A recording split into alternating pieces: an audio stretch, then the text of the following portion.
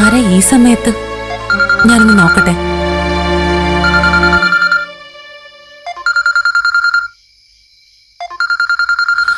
വിനയനാണല്ലോ. എടുക്കണോ മോളെ? എടുക്കാതിരിക്കണ്ട, ഞാൻ ഉറങ്ങിയെന്ന് പറഞ്ഞാ മതി.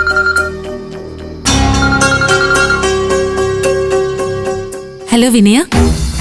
ആ അനു, ബുദ്ധിമുട്ടായോ? ഉറക്കായിരുന്നോ? ഇല്ല വിനയ, കിടന്നതേ ഉള്ളൂ. ചേരു ഉറങ്ങി. ആണോ? ഞാനും കൂടി അവിടെ നിൽക്കേണ്ടതായിരുന്നു. എല്ലാരും നിർബന്ധിച്ചോണ്ടാ ഞാനും കൊണ്ട് പോകുന്നത്. ആ അത് കുഴപ്പമില്ല വിനയ. ചേരുവിന്റെ അടുത്തപ്പോ ഞാനുണ്ടല്ലോ. ആണുങ്ങൾക്കൊക്കെ പുറത്തിരിക്കാനല്ലേ പറ്റൂ. എന്നാലും എന്തെങ്കിലും ഒരു ആവശ്യം വന്നാൽ ഓടി വരാലോ. ഞാൻ അവിടെ വരാന്തയിൽ കിടന്ന് ഉറങ്ങിയാൽ മതിയായിരുന്നു. ഇവിടെ കിടന്നിട്ടാണെങ്കിൽ ഉറക്കവും വരുന്നില്ല, മനസ്സ് അവിടെയല്ലേ. ആ, ഞാൻ രഘുവേട്ടനെ വീഡിയോ കോൾ ചെയ്ത് ആർച്ചമോളെയും ഭദ്രമോളെയും കണ്ടു കേട്ടോ. അവരവിടെ ഓക്കെയാ. ചീരുവിനോട് മക്കളെ കുറിച്ച് പറയാനായിരുന്നു. അപ്പോഴേക്ക് അവൾ ഉറങ്ങുകയും ചെയ്തല്ലോ.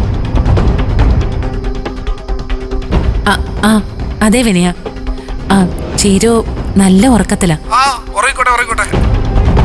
ഗർഭിണികളെ ഉറക്കത്തിൽ നിന്ന് വിളിച്ചുണർത്താൻ പാടില്ലെന്നാ. വയറ്റിലെ കുഞ്ഞു ഉറക്കമായിരിക്കുമല്ലോ. ഇനിയിപ്പോ അവനും ഞെട്ടി ഉണരണ്ട.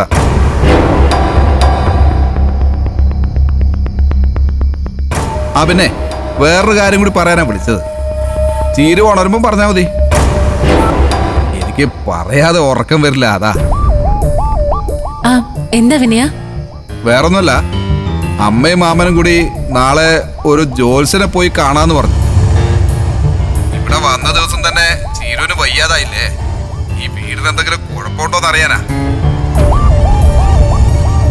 എന്ത് കുഴപ്പമാണെങ്കിലും ജോത്സ്യൻ പറയുന്ന പ്രായശ്ചിത്തം ചെയ്താ എല്ലാം പരിഹരിക്കാൻ കഴിയുമെന്നാ അവര് പറയുന്നത്. എന്നാ പിന്നെ ഞാനും കൂടി അവരോടൊപ്പം ഒന്ന് പോവാന്ന് വിചാരിച്ചു. അത് നന്നായി വിനയ.